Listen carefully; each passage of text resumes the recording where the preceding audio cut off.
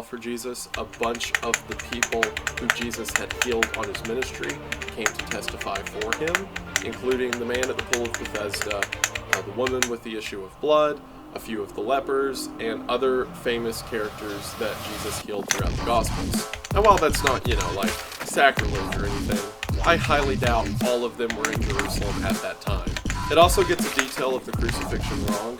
So in the biblical account, Pilate has Jesus whipped because he thinks that will satiate the people from wanting him dead, but then they still want him dead, so he orders him to be crucified. That was the reason that Jesus was whipped beforehand. Whereas in the Gospel of Nicodemus, it says that Pilate ordered for both at once. The crucifixion itself is pretty standard. Again, it uses a lot of the information from the other Gospels. And then the story talks about Joseph of Arimathea. This Joseph was a rich and influential figure within Jerusalem. And it turns out that he was a follower of Christ. So whenever Jesus was killed, Joseph went to Pilate and asked that he could have Jesus' body so that he could give him a proper burial. So Joseph takes the body of Jesus, places it in the tomb, and rolls a large stone over it. That's how, essentially, a homeless person like Jesus was able to be buried in such an elegant grave.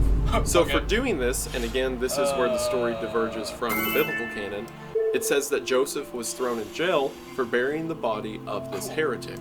Because the reason they had Jesus crucified is they believed him to be a blasphemer. This is actually something that a lot of the writings at the time talk about. Like, not even the ones who